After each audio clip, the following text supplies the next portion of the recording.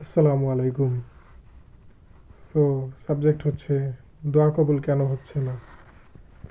প্রথমত এটা যেটা আমরা জানি যে দোয়া কবুল মানেই ইচ্ছা পূরণ না, অনেকভাবেই পূরণ হয়, অনেকভাবেই কবুল হয়। যাই হোক, সেই বিষয়ে এখন যাচ্ছি না। তো দোয়া কবুল কেন হচ্ছে না বা ইচ্ছা পূরণ কেন হচ্ছে না, এটার সাথে একজন ব্যক্তি কতটা ভালো বা কতটা গুণাগার তার সম্পর্ক নাই। এখানে বিষয় হচ্ছে একজন মানুষ কত দ্রুত সারেন্ডার করতে পারে, ডিটাচড হতে পারে। কারণ দেখবেন, অনেক সময় আমরা যে বিষয়ে, যখন এমন একটা বিষয়ে দোয়া করি যেটা আমাদের কাছে খুব ম্যাটার করে না, বা করলেও খুব বেশি পীড়াদায়ক না, সেটা নিয়ে দোয়া করলে আমরা যখন তা নিয়ে দোয়া করি আবার কাজে ব্যস্ত হয়ে যাই, নিত্যদিনের কাজে, ডেইলি লাইফে দেখা যায় ইচ্ছাটা কোনোভাবে পূরণ হয়ে গেছে বা প্রবলেমটা সলভ হয়ে গেছে, কিন্তু আমরা যেই সমস্যায় বেশি জড়িয়ে যাই বা আঁকড়ে ধরি, ইনক্লুডিং মি, আমি নিজে সহ, সেটাই কেন যেন সলভ হতে চায় না। তো আল্লাহ পৃথিবীটা এমনভাবেই ডিজাইন করেছে যে যেটাতেই আমাদের অ্যাটাচমেন্ট বেশি হবে, যেটার প্রতি আমাদের বেশি লাগাম থাকবে, সেখান থেকে সাফার করা লাগে মানুষের সাধারণত। তো একটা মানুষের উদ্দেশ্য হওয়া উচিত অ্যাটাচমেন্ট থেকে মুক্ত হওয়া এবং কোনো প্রবলেমকে বড় প্রবলেম বা এটাই দি এন্ড মনে না করা।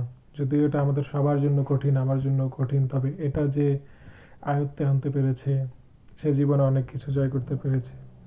উদাহরণস্বরূপ, একটু আগে আমি একটা জিনিস নিয়ে খুব বেশি টেন্স ছিলাম, খুব বেশি মেন্টালি সাফার করছিলাম।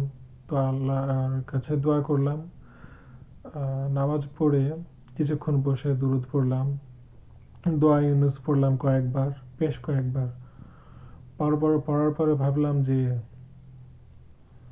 উম, দেখি যেমনই লাগুক, বাট তবু মনকে অন্যদিকে ড্রিফট করি। অলৌকিক ব্যাপার হচ্ছে, তার একটু পরেই একটা পয়গাম আসলো যে আমি যেই বিষয়টা নিয়ে ভাবছিলাম সেটার সলিউশন চলে এসেছে, যেটা কিনা ওই মুহূর্তে অভাবনীয় ছিল। সুবহানাল্লাহ। সো এভাবেই আল্লাহ তার নিজাম ডিজাইন করেছেন যে যে বিষয়ে আমাদের বেশি অ্যাটাচমেন্ট হবে বা যেটা নিয়ে আমরা বেশি ডুবে যাব, সেটাই আমাদের সামনে বেশি আসবে বা সেটাই সমস্যার কারণ হবে। আমি যেহেতু ভিডিওতে নতুন, সো অনেকটা আটকে গেছি বা ঠিকভাবে এক্সপ্লেন করতে পারিনি, যে কারণে দুঃখিত। বাট এই সমস্ত বিষয়, দোয়া কবুল, ম্যানিফেস্টেশন, সাইকোলজি, স্পিরিচুয়ালিটি মেইনলি, এসব বিষয়ে কথা হবে আরও। সবাই আমার সাথেই থাকবেন, আমরা আরও ইন্টারেস্টিং কিছু পেতে যাচ্ছি ইনশাআল্লাহ। Thank you.